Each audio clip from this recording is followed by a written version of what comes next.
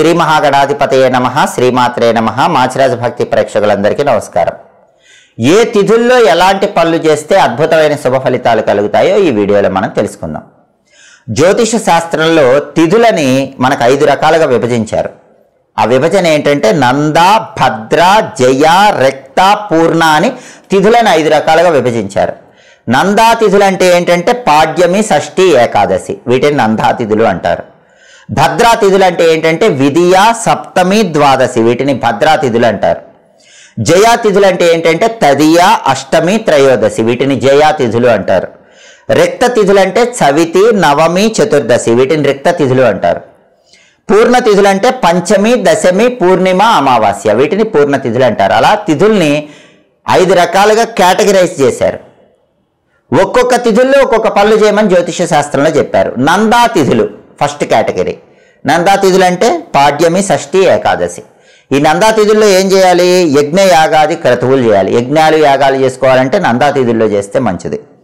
పెళ్లి చేసుకోవాలంటే నందా తిథులు మంచివి. ముఖ్యమైన జర్నీస్ చేయాలంటే నందా తిథులు మంచివి. వైద్య సంబంధమైన వ్యవహారాలు, వైద్యులను కలుసుకోవటం, ఇలాంటివి నందా తిథుల్లో చేస్తే మంచిది. మీ బెస్ట్ ఫ్రెండ్స్ని కలుసుకోవాలంటే నందా తిథుల్లో కలుసుకోండి, చాలా బెనిఫిట్స్ ఉంటాయి. పాడ్యమి, షష్ఠి, ఏకాదశి. ఆ తర్వాత సెకండ్ కేటగిరీ భద్రా తిథులు.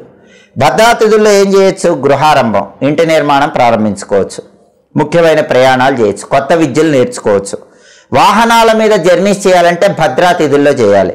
ముఖ్యమైన ఇంపార్టెంట్ జర్నీస్ అన్నీ కూడా భద్రా తిథుల్లో చేస్తే మంచిది.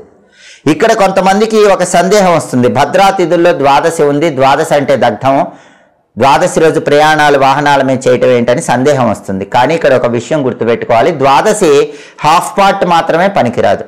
మధ్యాహ్నం తర్వాత ద్వాదశి అయినా కూడా పర్వాలేదు, సాయంత్రం తర్వాత ద్వాదశి రోజు జర్నీ చేసినా కూడా మంచిది, ఎందుకంటే అది భద్రా తిథి కాబట్టి ప్రయాణానికి అనుకూలం. ఆ తర్వాత మూడవ కేటగిరీ, థర్డ్ కేటగిరీ జయాతిథి. జయాతిథులు అంటే తదియ, అష్టమి, త్రయోదశి. ఈ జయాతిథుల్లో ఏం చేయొచ్చు? పెళ్లి చేయొచ్చు. అష్టమి ప్రయాణాలకు మంచిది కాదు, కానీ పెళ్లికి మంచిది, అది జయాతిథి. అష్టమున్నా పెళ్లి చేయొచ్చు, అష్టమున్నా గృహప్రవేశం చేయొచ్చు, అష్టమున్నా అలంకరణలు చేయొచ్చు. కాబట్టి ఈ జయాతిథులు తదియ, అష్టమి, త్రయోదశి రోజు పెళ్లిళ్ళు చేసుకోవచ్చు, గృహప్రవేశాలు చేయొచ్చు. 4వ తిథి రిక్త తిథి. రిక్త తిథి అంటే చవితి, నవమి, చతుర్దశి. ఈ రిక్త తిథుల్లో అగ్ని సంబంధమైన పనులు చేయొచ్చు, ఫైర్ రిలేటెడ్ వర్క్ చేయొచ్చు. ఇక ఆఖరిది పూర్ణాతిథులు. పూర్ణాతిథులు అంటే పంచమి, దశమి, పూర్ణిమ, అమావాస్య. ఈ పూర్ణ తిథుల్లో అమావాస్య తప్పిస్తే మిగతా వాటిల్లో పెళ్లిళ్ళు చేయొచ్చు, ప్రయాణాలు చేసుకోవచ్చు. అంటే అమావాస్య కాకుండా పంచమి, దశమి, పూర్ణిమ, వీటిని పూర్ణ తిథులు అంటారు. పెళ్లిళ్ళకు అనుకూలం, ముఖ్యమైన ప్రయాణాలకు అనుకూలం. అమావాస్య దేనికి అనుకూలం అంటే కోర్టులో దావాలు వేసుకోవచ్చు, దానికి మాత్రం అమావాస్య అనుకూలం. ఇలా తిథుల కేటగిరీ బట్టి 5 రకాలుగా డివైడ్ చేశారు. జ్యోతిష శాస్త్రపరంగా తిథిని బట్టి పనులు చేసుకుంటే సమస్త శుభాలు కలుగుతాయి. నిత్య జీవితంలో మీరు అనేక రకాలైన ఆర్థిక సమస్యలతో సతమతమైపోతున్నారా? ఆరోగ్యపరంగా ఇబ్బందులు ఎదుర్కొంటున్నారా?